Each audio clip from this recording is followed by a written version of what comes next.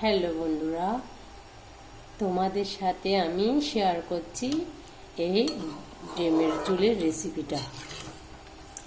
ডিমের ঝোলটা আমি মাংসের যেমন কষা এভাবে আদা রসুন পেঁয়াজ বাটা সব দিয়ে এভাবে কয়টা কাঁচা লঙ্কা কেটে দিয়ে তারপরে লঙ্কার গুঁড়ো, হলুদ গুঁড়ো, জিরার গুঁড়ো, ধনের গুঁড়ো দিয়ে আমি এই মাংসের ঝোলের মতন করে রান্না করেছি।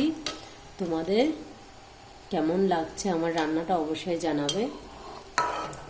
আমি আজকে বোনা করিনি, আজকে আমি ডিমের ঝোল করেছি। যেহেতু আমার মেয়ে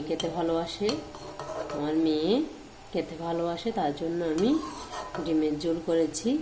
তোমাদের কার কার ভালো লাগে অবশ্যই জানাবে। আর আমারও খুব ভালো লাগে এই মাংসের মতন করে রান্না করলে। এই ঝোলটা একদম জাস্ট কত দেখতে সুন্দর লাগে।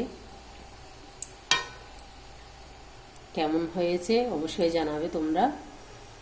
আর ডিম কার কার ফেভারিট অবশ্যই জানাবে। কেমন খাবে? না, তোমাকে দিলাম এটা। টাটা।